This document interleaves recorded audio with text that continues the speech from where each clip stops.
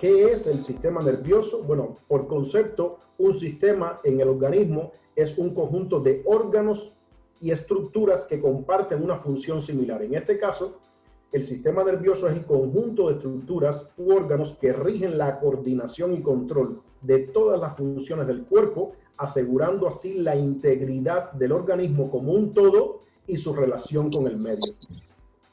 ¿Cómo se divide? Primero, a la hora de clasificar cualquier sistema, nosotros lo primero que tenemos que tener en cuenta es cuál es el criterio de clasificación que vamos a utilizar. Por ejemplo, si yo ahora agarro a todos los asistentes de este grupo y yo los quiero clasificar, yo los puedo clasificar de acuerdo al sexo, los puedo clasificar de acuerdo a la edad. Se dan cuenta que yo lo primero que tengo que establecer es un criterio de clasificación. Y por lo tanto, aquí en el sistema nervioso nosotros podemos utilizar un primer criterio que es desde el punto de vista topográfico. Es decir, dónde se ubican las estructuras que forman parte del sistema nervioso. Y así tenemos un sistema nervioso central y un sistema nervioso periférico. Pero también puedo clasificar, por ejemplo, el sistema nervioso periférico de acuerdo a su función, el que está relacionado con el control de funciones voluntarias y aquel que está relacionado con el control de funciones involuntarias. Y así clasificamos el sistema nervioso, por ejemplo, somático, que es el que está relacionado con la parte voluntaria, y el sistema nervioso autónomo, que es aquel que controla toda la parte involuntaria como respiración, frecuencia cardíaca, control digestivo y así. Y aquí en este esquema pueden ver que el sistema nervioso se puede clasificar de acuerdo a diferentes criterios, pero aquí nosotros nos vamos a centrar hoy en el sistema nervioso central. En particular, vamos a platicar acerca del encéfalo y más a detalle vamos a hablar acerca del cerebro, que es lo que nos atañe en la plática de hoy. Primero, el sistema nervioso central, que está conformado, como aquí pueden ver, por el encéfalo y por la médula espinal. El encéfalo está dentro del cráneo y la médula espinal está dentro del canal vertebral, por dentro de todo el canal que forma la unión de las vértebras. Allá adentro va la médula espinal. Por lo tanto, el encéfalo, que es la parte del sistema nervioso central que está dentro del cráneo, se divide a su vez en tronco encefálico, que es la estructura más caudal que está en contacto con la médula espinal. Está el cerebelo, que es una estructura que queda hacia la parte de atrás y abajo de la cabeza, y está el cerebro propiamente dicho. Por lo tanto, si se dan cuenta, fíjense cómo llegamos. Sistema nervioso central es encéfalo y médula espinal. El encéfalo, a su vez, se divide en cerebro, cerebelo y tronco encefálico. Y nosotros vamos a hablar entonces del cerebro. Aquí pueden ver una imagen del encéfalo. Pueden ver una vista anterior, como si estuviéramos mirándolo de frente y desde abajo. Esta es la parte del tronco encefálico. A los lados abajo podemos ver el cerebelo. Y toda esta estructura grande es lo que llamamos cerebro. Aquí pueden ver dos vistas diferentes, donde pueden ver aquí a la izquierda una vista lateral, como si estuviéramos viendo desde afuera, aunque aquí también se puede ver el cerebelo, abajo y atrás, y parte del tronco encefálico. Y hacia la derecha pueden ver una vista medial, es decir, agarramos el cerebro, lo dividimos a la mitad, quitamos un hemisferio y lo vemos desde dentro. Ahora, el cerebro se divide en dos grandes grupos fundamentalmente. El diencéfalo, que es toda esta parte que queda hacia adentro, y el telencéfalo o los hemisferios cerebrales, que es toda esta parte que queda hacia afuera. Ahora, el diencéfalo en particular se divide en un grupo de regiones también, entre las que se encuentra el hipotálamo, el tálamo y el epitálamo, que aquí nos sale señalado. Y las estructuras que forman parte del telencéfalo, o lo que conocemos como hemisferios cerebrales, se dividen en regiones, o lo que conocemos como lóbulos cerebrales.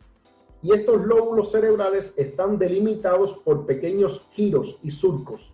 Por ejemplo, esto es una vista esquemática lateral. Estamos observando el cerebro desde afuera y aquí podemos ver que hay una región muy grande hacia adelante hacia la parte de la frente, que es el lóbulo frontal, por detrás tenemos el lóbulo parietal, hacia atrás el lóbulo occipital y en verdecito hacia ambos lados, aproximadamente por detrás de las orejas, tenemos los lóbulos temporales. Aquí no aparece señalado, pero por dentro del lóbulo temporal hay otro lóbulo que se llama lóbulo de la ínsula.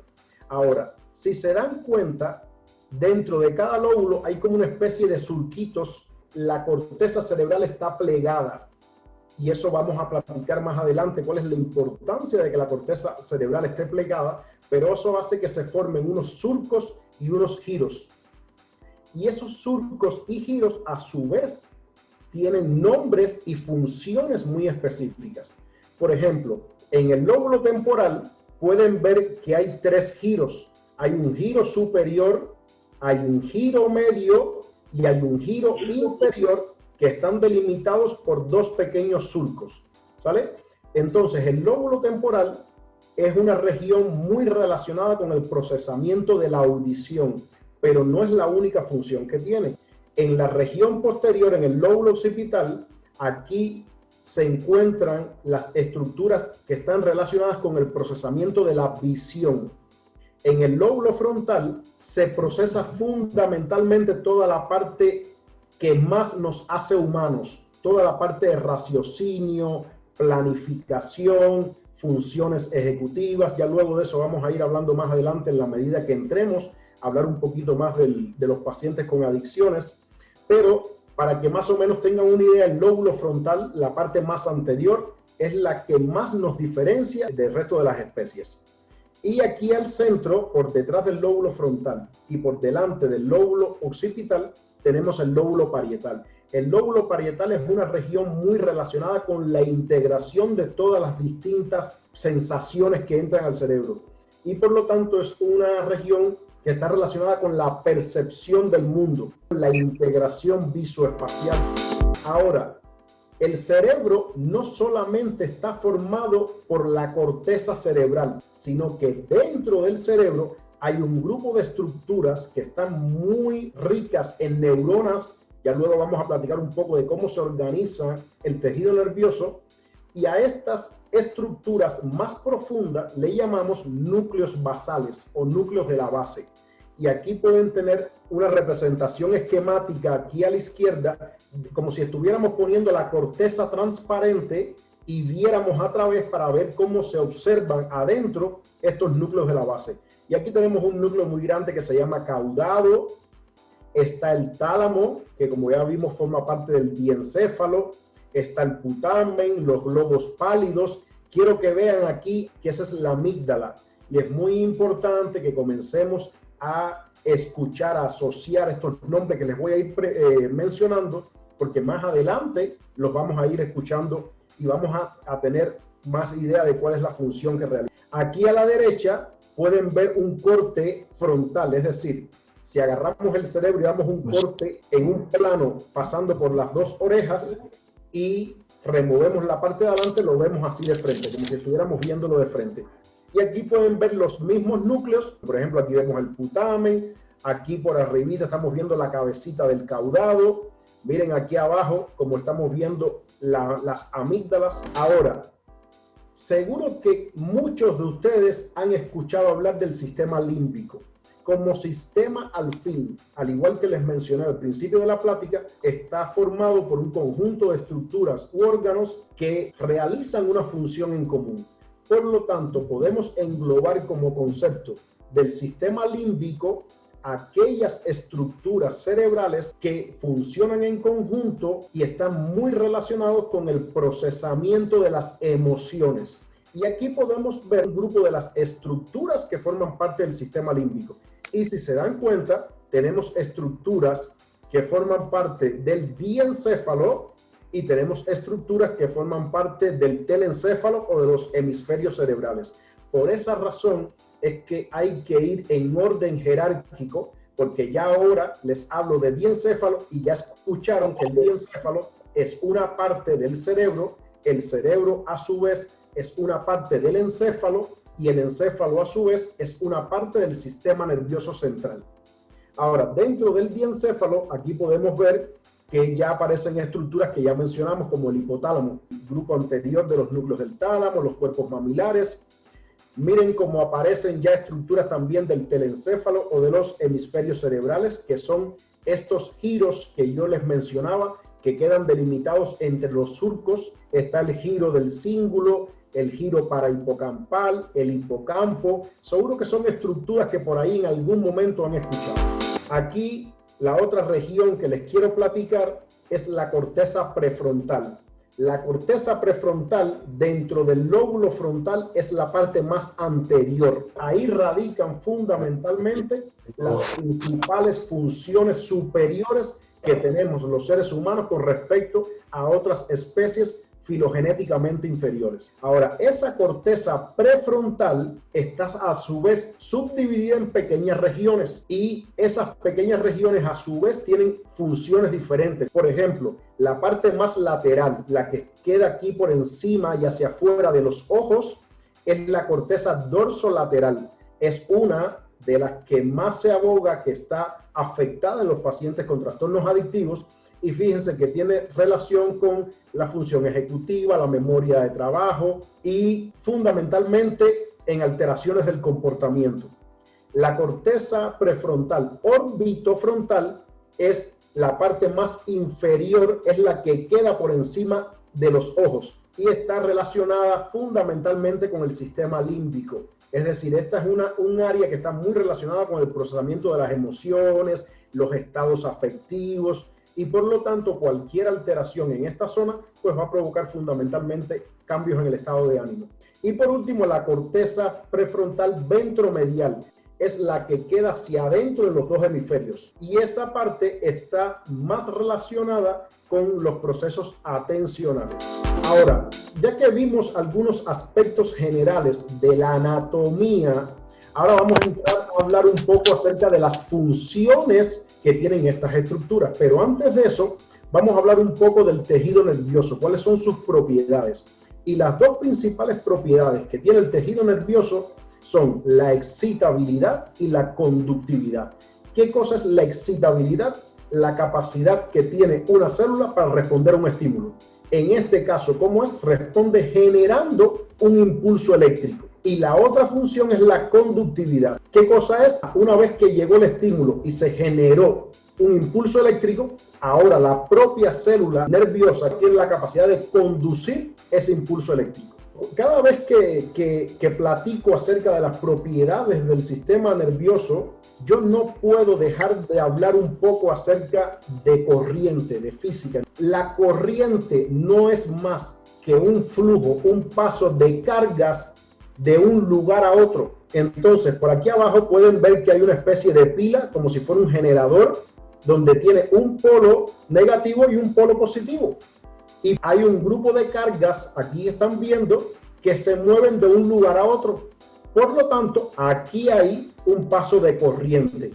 Y de forma más práctica lo podemos ver en el caso de un circuito eléctrico. Por ejemplo, aquí tenemos un foco y aquí tenemos una pila con dos polos. Ese foco está apagado siempre y cuando no esté pasando corriente por dentro de su sistema. Si comienza a pasar corriente por dentro de su sistema, esa corriente es capaz de encender el foco. Entonces aquí ponemos un interruptor, que ese interruptor es el que abre o cierra el circuito.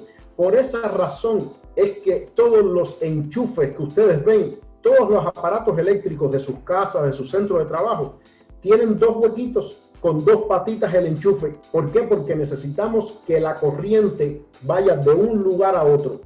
Entonces, cuando conectamos, por ejemplo, una tele, la tele tenemos que conectarla y encenderla, y lo que hacemos es cerrar el circuito para que pase corriente desde una patita del enchufe que conectamos, pase corriente por dentro de la tele, encienda el sistema y la corriente regrese por la otra patita del enchufe. Entonces, así funciona la electricidad. Desde un lugar a otro fluyen o pasan cargas. Eso es corriente. Asimismo funciona una neurona. Imagínense que en este esquema que tenemos a la izquierda, que esto fuera el cuerpo de una neurona. Tanto fuera de la neurona como dentro hay cargas. ¿Quién da la carga de esos sistemas?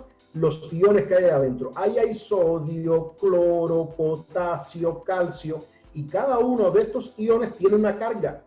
No voy a entrar en mucho detalle, pero tienen carga. Por ejemplo, el cloro tiene carga negativa, el sodio tiene carga positiva. Por lo tanto, ya tenemos las cargas en el sistema. Ahora, ¿qué es lo que necesitamos? Que las cargas se muevan de un lugar a otro, y cuando se mueven, pues ahí se genera una corriente. ¿Está claro? Ahora, ¿cómo se mueven esas cargas? Aquí con una especie de canal. Hay un canal que por alguna razón X o Y se abre, generalmente un estímulo. Recuerden cuando hablamos que ante la llegada de un estímulo respondía la célula. Esa es la propiedad de excitabilidad. Por lo tanto, llega un estímulo, se abre este canal, y cuando se abre el canal, pues comienzan a pasar las cargas. Y cuando pasan las cargas, pues ahí ya se genera un flujo de carga, que es lo mismo que corriente. Y esa corriente es capaz entonces de generar un impulso eléctrico que se propaga. ¿Por qué? Porque ya vimos que la otra propiedad es la de conductividad. En un punto se genera una corriente, una electricidad, y eso se puede propagar. Y aquí lo pueden ver a la derecha en el otro esquema, donde en el lugar en que se genera el impulso eléctrico, pues a partir de ahí se comienza a propagar el impulso eléctrico. Y le llamamos impulso porque la electricidad realmente no fluye como mismo fluye en un cable. La electricidad fluye en forma de saltos por unas cosas que se llaman nodos de Rambier, y como fluye en forma de saltos, por eso hablamos de impulsos eléctricos. Yo recuerdo cuando yo comenzaba a dar estas pláticas a estudiantes de medicina de primero y segundo año, que es cuando se da este contenido, que habían estudiantes que siempre hacían el comentario de qué interesante sería poder meterse dentro del cerebro de una persona. Yo siempre les decía, debe ser lo más aburrido que hay en el mundo, porque si alguno ha tenido la posibilidad de pasar por debajo de cables de alta tensión, seguro que escuchará cómo fluye la corriente, cómo hace un pequeño zumbido. Si entráramos dentro del cerebro, exactamente eso sería lo único que veríamos. Escucharíamos zumbidos, porque allá adentro lo único que está es fluyendo corriente. Entonces les decía yo a los muchachos que realmente no se me hacía interesante. Lo que sí se hace interesante y extraordinario es cómo el cerebro tiene la posibilidad de, en función a qué área esté llegando esa electricidad, entenderlo de forma diferente. Por ejemplo, si la electricidad llega a regiones posteriores, lo que hacemos es ver. Si la electricidad llega a regiones temporales, lo que hacemos es escuchar. Ahí es donde está lo extraordinario de nuestro cerebro. Esa capacidad de traducir ese lenguaje tan básico que es electricidad en percepciones tan complejas como ver, escuchar, sentir, oler, degustar. Entonces vamos a pasar ahorita hacia el tejido nervioso. ¿Cuáles son los componentes del tejido nervioso? Esto es una visión histológica. Aquí agarramos un pedacito de cerebro, lo pusimos en un microscopio y lo estamos observando. Y aquí pueden ver que hay regiones donde hay neuronas que son grandes, unas cosas moradas un poco más grandes. Hay otras que son como especie de puntitos que son más pequeños hacia la parte inferior. Y hay otras regiones que son como si fueran ramas. Entonces, los componentes del tejido nervioso son neuronas, las neuroglias, y está el material extracelular, que es lo que está entre neuronas.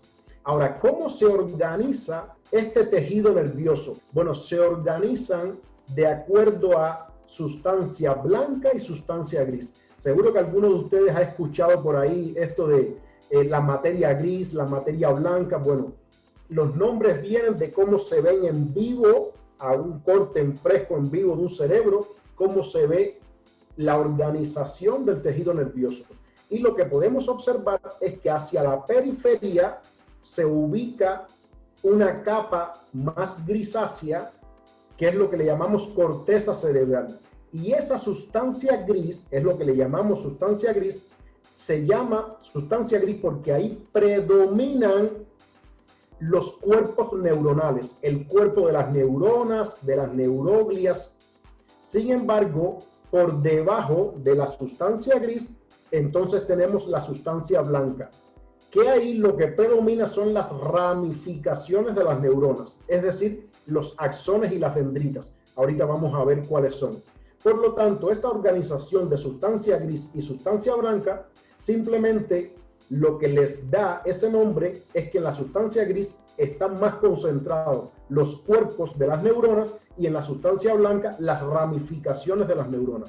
Ahora recuerden que hacia el interior del cerebro tenemos otros acúmulos de sustancia gris, que fue lo que mencionamos anteriormente, que se llaman núcleos de la base. Y ahora aquí, cómo lucen estructuralmente las neuronas. Y aquí podemos ver un esquema muy sencillo de una neurona, donde podemos ver el cuerpo celular y las prolongaciones. Y existen dos tipos de prolongaciones. Están las dendritas, que son las que generalmente reciben los impulsos eléctricos desde otras neuronas, y está el axón, que es lo que generalmente envía el impulso eléctrico hacia otras neuronas. Y aquí en el centro pueden ver distintos ejemplos de neuronas. Y aquí a la derecha, lo que más me interesa que observen es este pequeño contacto que se establece entre el axón de una neurona y la dendrita de otra. Esta es lo que nosotros le llamamos sinapsis, ese contacto funcional que se establece entre una neurona y otra para comunicarse. Ahora, voy a explicar muy rápido cómo funciona una sinapsis. La sinapsis está compuesta por una terminal presináptica, que es la que viene de la neurona que viene con el impulso eléctrico, una terminal postsináptica, que es la que está aquí abajo, que es la que va a recibir el impulso, una hendidura sináptica, hay un espacito pequeño entre una terminal y otra, eso se llama hendidura sináptica. Ahora, cuando viene un estímulo eléctrico, un impulso nervioso, esta terminal hace que se abran un grupo de canales, entren cargas y se libere neurotransmisores. Y esos neurotransmisores son los que van a viajar por esa hendidura sináptica hasta hacer contacto con los receptores que hay en la terminal postsináptica. Y entonces, de esta forma, es mediante la cual una terminal logra comunicarse con la otra y el impulso entonces sigue fluyendo. Se comunica una neurona con la siguiente. Antes de hablarles de los neurotransmisores, quiero hacer una pequeña aclaración, porque esto yo creo que es extremadamente importante que lo conozcan.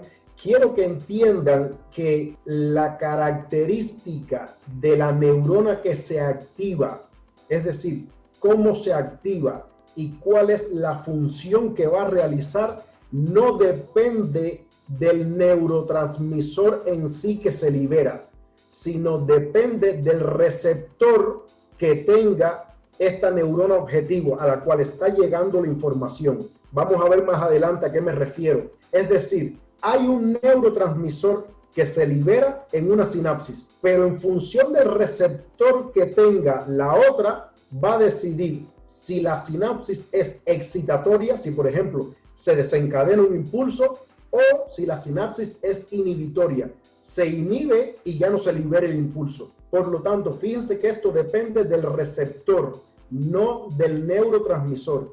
Y les digo que esto es extremadamente importante porque muchos de ustedes siempre nos dicen, no, doc, ¿cómo podemos hacer? Porque este paciente parece que tiene la serotonina baja o la dopamina baja. Le digo, oye, es extremadamente complejo hacer afirmaciones como esa, porque la serotonina es un neurotransmisor que en algunas regiones actúa porque hay receptores para ella, pero en otras regiones no actúa porque esas regiones no tienen receptores para la serotonina. Pero aún así, en las regiones donde sí hay receptores para la serotonina, hay receptores que cuando la serotonina llega activan y hay receptores que cuando la serotonina llega inhiben. Por lo tanto, esto quiero que lo comprendan bien para que entiendan la complejidad que hay en el funcionamiento del cerebro. Y no es tan sencillo ni tan simplista como decir, este paciente está deprimido porque tiene la serotonina baja. Ya para finalizar, les platico un poco acerca de los 10 principales neurotransmisores que tenemos en el cerebro. Son los principales, no son los únicos. Aquí tenemos un ejemplo. El primero es la acetilcolina. Es un neurotransmisor que cuando actúa sobre un grupo de receptores tiene efecto excitatorio, mientras que cuando actúa en otro tiene efectos inhibitorios. Aquí luego tenemos algunos neurotransmisores que son de naturaleza aminoacídica, es decir, que son aminoácidos. Aquí tenemos el GABA, la glicina, el glutamato. De forma general, recuerden que les dije que no depende tanto del neurotransmisor como del receptor, pero de forma general, el GABA es un neurotransmisor inhibitorio y el glutamato es un neurotransmisor excitatorio.